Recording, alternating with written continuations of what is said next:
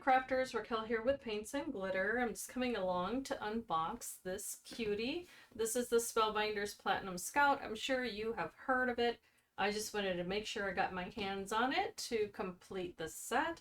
And this time around, instead of going with the basic white, which is what I have for the other two machines, nothing wrong with that, of course, I went ahead and took advantage of this beautiful design. So I'm going to unbox this with you. I already have taken it out of the box so that you don't have to hear all the noise. But here's what's included. So when you open the box, this is what's included. You get a $5 credit to Spellbinders if you register your machine, which is wonderful. You also get this manual, and I apologize for the glare there, but this is wonderful for you to get acquainted with your machine, to know how to take care of it and all that good stuff. And also which plates to use and what should be included. You also get the little Allen wrench and little tools in case you need to take care of the handle. And it also has that nice little cover, which is great. So always take care of that. Make sure you don't misplace it. You get your universal plates, and then here is the darling little machine. And here's why I decided to go with this style, was because I really loved that little pattern that they added to it. I thought it would look so cute in my room, which I have blue walls, so I thought it would look really pretty. Now this is a very different blue than what I have, but it's so pretty, and I love that it's pearlescent. So perfect size to keep on your desk. It just opens so easily. And it doesn't take up a lot of room. If you see here, when it's fully open, it's 10 inches wide from end to end. And that's not too much room on a work surface. And then here are the plates. Now what's different from this and the others is only the size of the opening here. As far as the capacity for this to emboss or a die cut, it's absolutely the same, which is really great. It says a lot about the quality of what you're getting. And it does come with a free little die set which says thank you, and it has these cute little flowers and leaves and even the centers of the flowers. It also comes with a 3D embossing folder, and it is a gorgeous design. It has these flowers going down. It's absolutely darling, and I'll go ahead and emboss this so you see what it looks like. It comes with a shim, so you may need this depending on what type of surface you're working on, because you don't always use the same types of papers. So that's really neat. An embossing mat, and I love that it covers the full size of the plate. I can get that word out. And then here's your adapter plate. Now this one sometimes you will use for your embossing, whereas the other two are strictly cutting plates. And you always want to keep one clean and always cut into the same plate. And then that plate that you're using to cut into, you'll just flip back and forth, and then that way they don't warp. Here's your platform top and platform base. In the past, the machines only came with the base, and they only came with the cutting plates, the embossing plate, and the embossing mat. So this is what's different now. So I'm going to go ahead and give this a little try. So I'm going to grab a piece of paper and I'll be right back. Okay, here is the piece of card that I've cut down. This does measure 3 by 8.5 inches, which is the size of the 3D embossing folder that came with the machine. And I decided, you know what, go big or go home. This is watercolor card, and it's cold pressed. I also had picked up these markers from Arteza, and I wanted to give them a try. They're water-based ink. By the way, I did pick these up from a Cherry on Top. I am affiliated with Spellbinders, but because I wanted this particular color and not the lilac machine, which is equally adorable, because I wanted the blue, I went ahead and purchased it from a Cherry on Top, which is also a wonderful store where you can pick up Spellbinders items. I will have the link down below, of course, so if you want to try any of these products out and you're going to shop, it helps to support my channel. So go ahead and take advantage of any sales, of course, because that's what I like to do as well. So I highly recommend you take a look at the prices of more than one store when you're shopping, because depending on the sales that a particular store might have at that moment, you may get the same item for a lower price. So always shop around. And that's what those links are there for. So I'm going to open this up. This comes with a water pen. How cool. So you can fill that up with water and use it to blend out these markers. This is my first time using these. Oh, wow. Okay. Let's take a look. Wow. I didn't know they were so nicely packaged. So I'm already impressed by that, because whenever a company takes time to make sure things are nicely packaged, then to me that says a lot. So that way they don't get ruined in transit. So I'm going to take a look at what these are like. I'm not concerned about the packaging because they're not going to live in there. All right, so these are colors that I think would be really pretty for flowers. There's some neutrals in here. They all come with the name of the color as well as a number. So that's really cool. And another thing is that you can see the colors like this as well. That's really neat. So I'm just going to pick out some pretty colors here and see what happens. Maybe 4 colors. I'm going to try to keep it light. There are, by the way, go ahead and open all of them so you can see them. I meant to mention there's 48 markers in total, and this is water-based ink, so they should work with watercolor paper. And this is the second grouping, so you see there's some more pinks and lavenders and blues. The next grouping are browns, grays, and also a blue that looks a little bit on the gray side. This is actually Parma gray is the color, the name of the color, but they're grays, browns, and black. One more box, and these are the greens, and then there are some blues there. So setting them aside, and again, I'm just going to be using 4 different colors. And if you're interested in knowing what they are, they're lemon yellow, peach, red, and neon pink. Ooh, that's exciting. I'm going to spray this watercolor paper with some water, and I'm simply going to see what this looks like once I lay the color down. I'm not quite sure how intense these are, because I've never used them.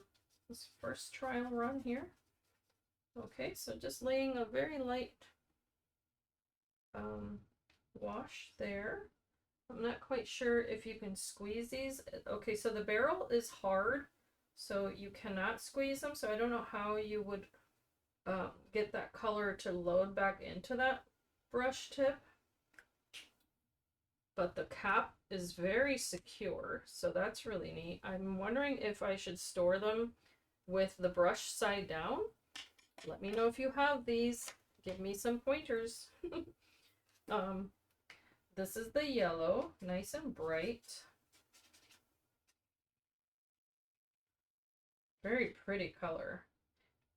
It's just, they're not the easiest. Because it's so easy to have a yellow just go in the direction of green or orange. Okay, so lastly, this was the neon pink, by the way, which you can tell right away, and then here's the red. So I'm just gonna go ahead and do that, add a little bit. It's such a pretty color. So you see how different it looks if the paper is a little bit more dry versus wet on wet. So I'm going to spray that again. Get that color to move a little bit. And then I'm going to run this through the embossing folder. So this is a simple sandwich. You get to decide if you want the flowers to come out from the background or if you want to press them in. So if it's bumpy side up, you put the paper on top, and then you'll have relieve is the word I'm thinking of. So if you can translate the word relieve. Okay, anyway, I'm just going to close this off very gently. And this is made of plastic, so it's okay for you to get it nice and wet. It's not going to be a problem. And it's water-based ink. So I'm simply going to put this down And I'm going to use my adapter plate. Okay. Actually, I'm going to go in this direction because I'm going to crank it this way. And I'm going to push this plate down a tiny bit. And then that way it'll get that grip going. And I'm going to feed it through. And this is dancing a little bit on my surface here. So if you're concerned about that, you can always get the little grippy discs that you get for furniture and add them here if you'd like to. But it does have those little feet on it.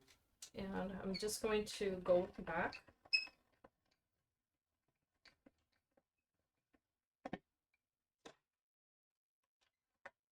Okay, super smooth. Easy enough. And now let's see what this looks like. Oh my gosh, so beautiful. So you can tell that because this was watercolor paper, some of the water just got pressed toward the bottom. I love this. I think it's so beautiful. I'm going to see if I can zoom in. Okay, so here you get to see a bit more of how that looks. So if I want a little bit more of this neon color, now I can go back in. I'm going to grab that neon pink, make sure it's the right one, and I can color my surface here. And then use the water pen. I'm just going to grab one that I already have filled up because it's the same concept. I'm going to press it and make sure that the nib is wet.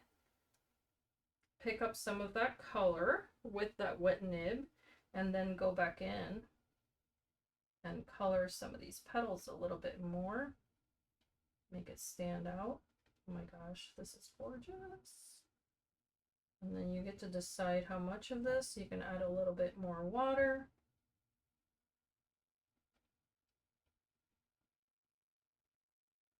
And of course you concentrate on the areas that you like.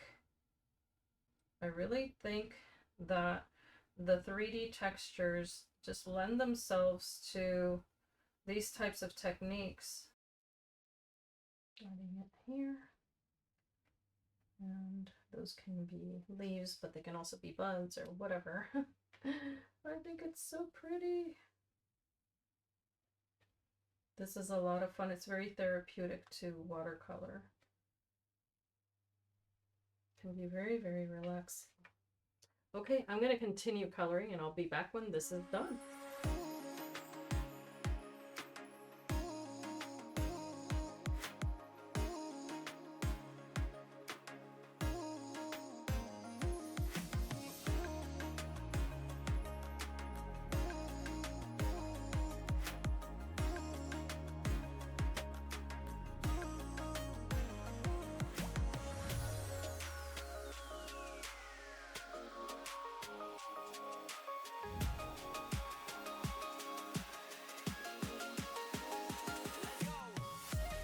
Now that my panel is nice and dry, I've gone ahead and cut it down, and I have this little cute little frame from crepe paper, and I've had this in my stash for quite a long time, so I decided to go ahead and use one.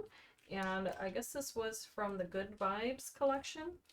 I've applied double-sided adhesive on the back, and this is just going to go right back here, edge to edge.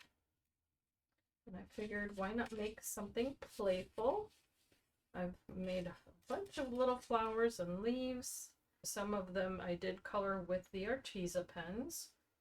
And here's the sentiment. So I'll be layering some flowers on that. On the back, I did double it up with some yellow cardstock just to give it a little bit of a drop shadow. That's going to help make it stand out. I'm going to apply a little drop of adhesive here and there. And I've also created a card base that's 4 1/4 by 5 1/2, and it's top folding. Apply this there. Super cute. And of course there's a lot of texture there, but that's exactly what's so nice about this. I'm going to apply the little flowers and leaves here and there. So some of this die set, of course, that came with the machine we'll cut out those tiny little flowers. I think I had chosen the blue one to go here. And this one needs to be lifted up a little bit. And I think I had chosen an orange one for that, just to keep it nice and bright.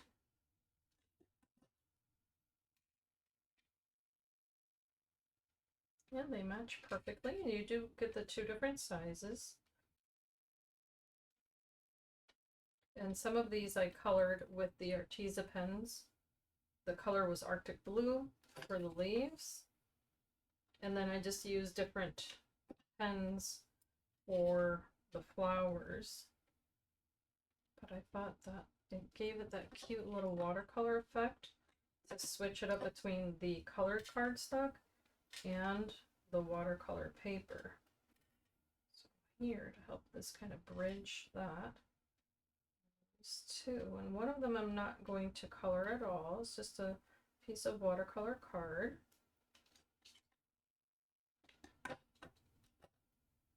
Keeping it with the white. Just like that. Super sweet. And that's just going to go right on top of this paper here. This is the first one. Adorable, and of course you can add some little flowers on the inside. Here are the results of the little cards that I made. So of course here you get to see that I framed this one out, added the little flowers on top, kept it super simple with just a clear little Nuvo drop on the centers of those flowers, and then on the inside I went with the brighter colors just to go ahead and use the same color palette, however a little more intense of course, and then added 3 little flowers and leaves there. So they do match the flowers on the front.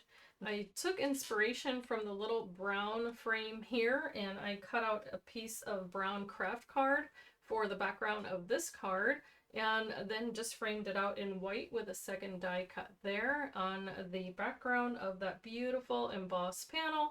Then again, using the same sentiment, I did a drop shadow. This time I just colored the shadow with a very light cream colored alcohol marker. So that's always a great way to match your papers if you need to. And then added the little flowers throughout, this time topping them off with a white blizzard glitter drop from Nuvo. And then lastly on the inside, I just created another matting layer there to match.